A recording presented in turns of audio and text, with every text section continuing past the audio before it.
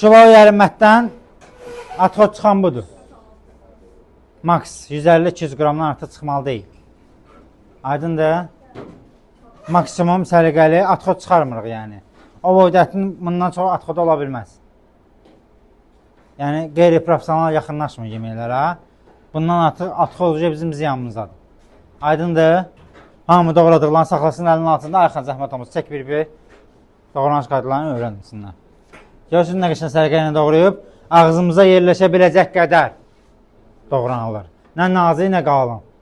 Aydındır hamı. Standart budur. Bibərin də standartı budur, soğanın da standartı budur. Bundan uca böyük ağzımıza yerləşə bilmir.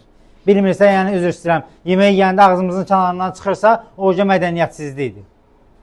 Yeməyin də etika, estetikası var. Necə danışıq tərzimizin, özümüzü aparmağının qayda qanunu varsa, yeməyin də qayda qanunu var.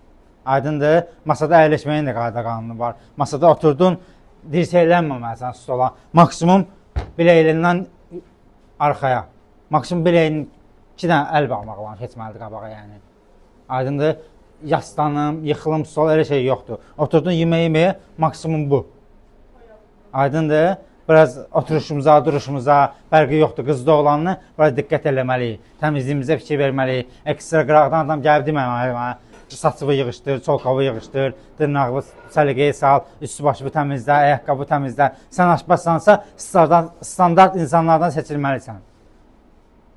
Çatır fikrim hamıya. Yəni bunu çox xahiş edirəm. Diqqət eləyək. Aşbaz olmaq istəyirsinizsə birinci təmizlikdən başlamalıdır. Tamam? Aydındır? Evet. Tamam.